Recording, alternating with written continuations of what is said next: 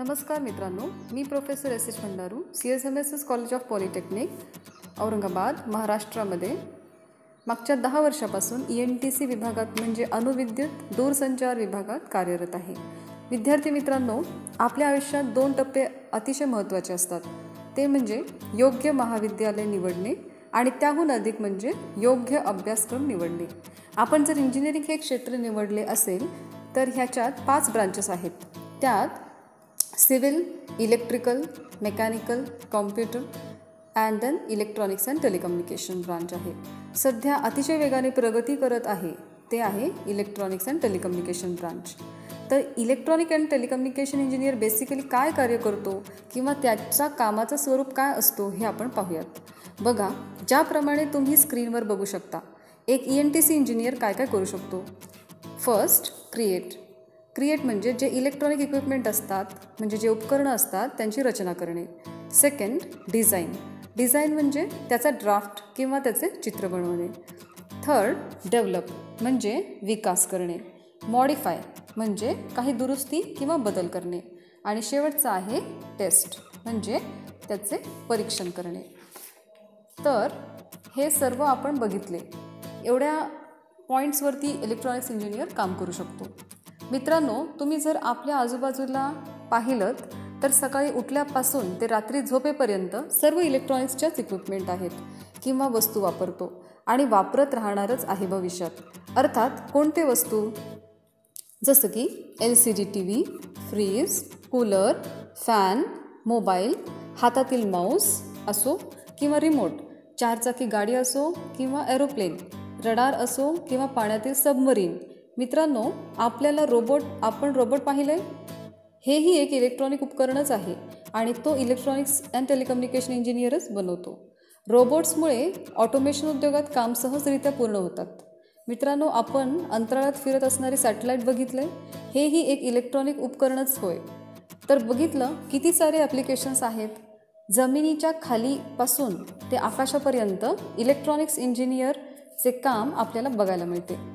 मित्रांनो, electronics and telecommunication शिवाय पर्यायच नाही.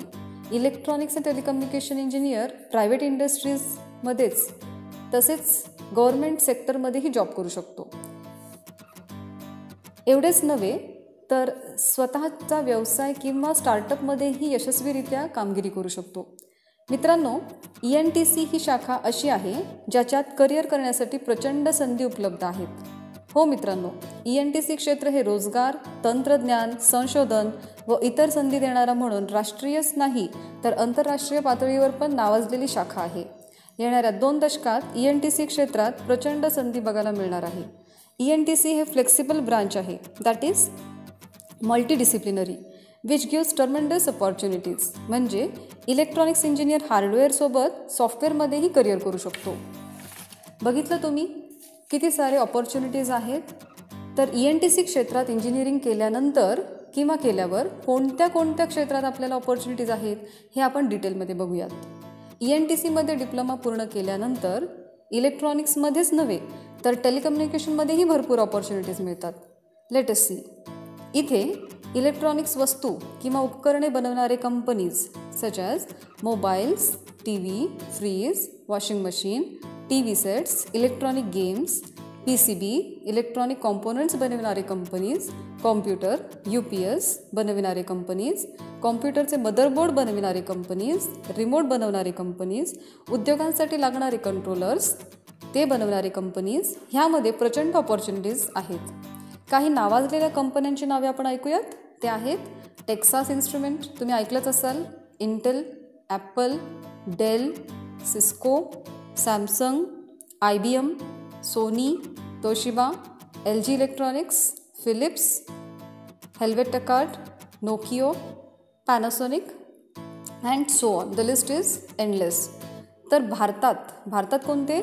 तर भारतातले company Bharat electronics limited, electronics corporation of India limited, national thermal power corporation limited, Wipro, Oppo, SCL, Syntel, Bharat electronics limited, Hindustan aeronautics limited आणि असे खूप काही, म्हणजे असंख्य, आपण सांगू शकत नाही एवढे कंपनीज आपल्याला इलेक्ट्रॉनिक्स इंजिनियरसाठी अवेलेबल आहेत.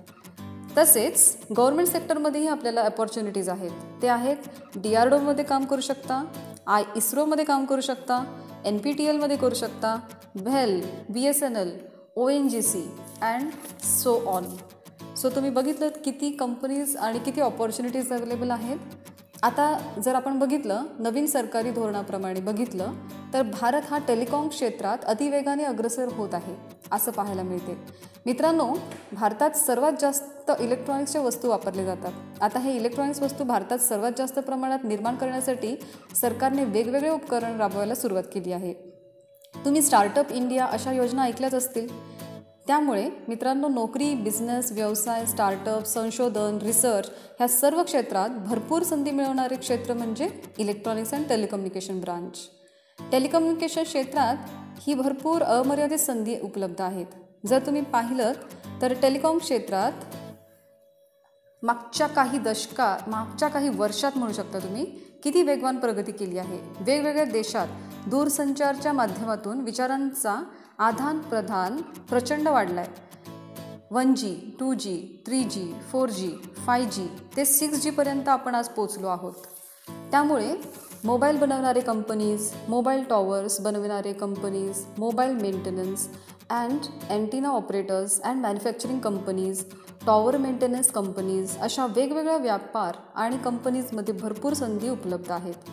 आता काही कंपनीचे नावे जे टेलिकॉम क्षेत्रात नोकरीच्या संध्या तुम्हाला अवेलेबल करून देऊ शकतात ते आहेत Reliance, Jio, Airtel, Vodafone, idea व गव्हर्नमेंट क्षेत्रातही भारत संचार निगम असे BSNL असे कंपनीज आहेत. मित्रांनो, आपण जर बघितलं तर भारताची लोकसंख्या जवळपास 125 करोडपर्यंत आहे. त्यापैकी फक्त 25% लोक स्मार्टफोन वापरतात. म्हणजे एक अंदाज घेतला तर मार्केट स्टडीप्रमाणे टेलिकॉम क्षेत्रात इलेक्ट्रॉनिक्स आणि टेलिकम्युनिकेशन इंजिनियर्सची अतिशय जास्त प्रमाणात रिक्वायरमेंट भविष्यात असणार आहे.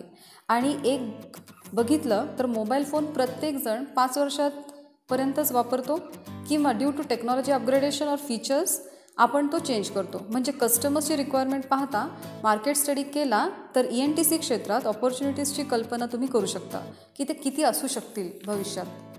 तसेच सॅटेलाईट क्षेत्रातही अमर्यादित ऑपॉर्च्युनिटीज आहेत. सॅटेलाईट कम्युनिकेशन हे टेलिकम्युनिकेशन इंजिनिअरिंगमध्ये शिकवले जाते. मिलिटरीत यूज होणारा रडारसुद्धा ENTCमध्ये शिकवला जातो. तसेच जर तुम्हाला शिकवलेला अभ्यासक्रम तुम्ही व्यवस्थितरित्या शिकलात तर वेगवेगळ्या क्षेत्रात तुम्ही जॉब करू शकता. हार्डवेअर किंवा electronics and telecommunication engineer software क्षेत्रात पण काम करू शकतो. कारण software languages such as C, C++, जावा, .NET ह्या अशा लँग्वेजेस शिकून तो मोठमोठ्या IT कंपनीजमध्ये such as cognisant, TCS, Wipro, IBM ह्या कंपनीजमध्ये तो जॉब करू शकतो. मित्रांनो, आपल्याला मेडिकल फील्ड पण माहिती आहे. मेडिकल फील्डमध्येही वापरले जातात इलेक्ट्रॉनिक्स इन्स्ट्रुमेंट्स जसे की BP meter, ECG, EEG, EMG, CT scanner हे इलेक्ट्रॉनिक इक्विपमेंट्समध्ये कंट्रोलर वापरले जातात. सो मेडिकल इलेक्ट्रॉनिक्स फील्डमध्येही electronics and telecommunication engineers job करू शकतात. टेलिमेडिसिन फील्ड म्हणजे पेशंटचे reports, CT scan reports etcetera हे एका हॉस्पिटलमधून मुंबई, पुणे इथल्या नावाजलेल्या हॉस्पिटल्समध्ये सेकंदात आपण रिपोर्ट्स पोचवू शकतो. हे टेलिमेडिसिनच्या स्वरूपाने पॉसिबल आहे. So that is nothing but a part of electronics and telecommunication. नंतर ऑटोमेशन म्हटलं की मायक्रो कंट्रोलर येतं, मायक्रो प्रोसेसर येतं, तसेच सेन्सर्स येतात, कंट्रोलर्स येतात. म्हणजे इंडस्ट्रियल ऑटोमेशनमध्ये सुद्धा इलेक्ट्रॉनिक्स अँड टेलिकम्युनिकेशन इंजिनियर काम करू शकतो. रोबोटिक्समध्येही इलेक्ट्रॉनिक्स अँड टेलिकम्युनिकेशन इंजिनियरचा मोठा वाटा असतो. सो माझं एकच म्हणणं आहे, opt for electronics and telecommunication because electronics and telecommunication is future of human generation. So as you can see there are numerous opportunities in this branch. So काळाची गरज ओळखायला शिकता आलं पाहिजे आणि त्यातून आपला फायदा कशात आहे हे पण मुलांनी ओळखलं पाहिजे. अँड इलेक्ट्रॉनिक्स अँड टेलिकम्युनिकेशनमध्ये ब्राईट फ्युचर आहे हे आपल्याला सगळ्यांना माहीत असलं पाहिजे. हे संस्थेचे व्यवस्थापक श्री पद्माकर मुळे सर व रणजित मुळे सर यांच्या मार्गदर्शनाखाली कॉलेज ऑफ पॉलिटेक्निक यशस्वीरित्या प्रगतीकडे वाटचाल करत आहे. इथे सर्व स्टाफ अनुभवी असून प्रत्येकालाच 10 ते 16 वर्षापर्यंतचा अनुभव आहे. शिवाय प्रत्येक स्टाफचे हायर एज्युकेशन क्वालिफिकेशन झालेलं आहे. त्यामुळे विद्यार्थ्यांचे कोणतीही शैक्षणिक अडचण असो ते यशस्वीरित्या सामोरे जातात. त्याच्यानंतर कॉलेजचे परिसर अत्यंत स्वच्छ व आनंददायी असतं. इथे ENTC डिपार्टमेंटमध्ये डिप्लोमा केलेल्या विद्यार्थ्यांना सॅटकॉम स्किल सेंटरचे फायदे पण घेता येतील.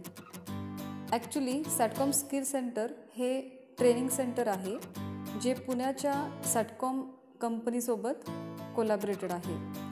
मुलांना इथे सॅटकॉममध्ये ट्रेनिंग दिल्यानंतर त्यांना जॉब ऑपॉर्च्युनिटीज पण दिले जातात. प्लेसमेंटसाठी पुण्याचे कंपनीज वगैरे येतात आणि विद्यार्थ्यांना त्यांच्या मनाप्रमाणे कंपनीजमध्ये त्यांच्या अर्हतेप्रमाणे क्वालिफाय झाल्यानंतर प्लेसमेंट दिले जाते.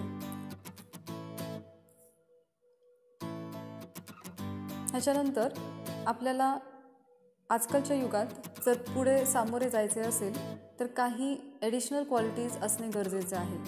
इथे इलेक्ट्रॉनिक्स अँड टेलिकम्युनिकेशन डिपार्टमेंटमध्ये शिक्षण झाल्यानंतर तुम्हाला ॲडिशनल कॉम्पिटन्सीज म्हणून सॅटकॉम ट्रेनिंग दिली जाते, which is the must in the generation.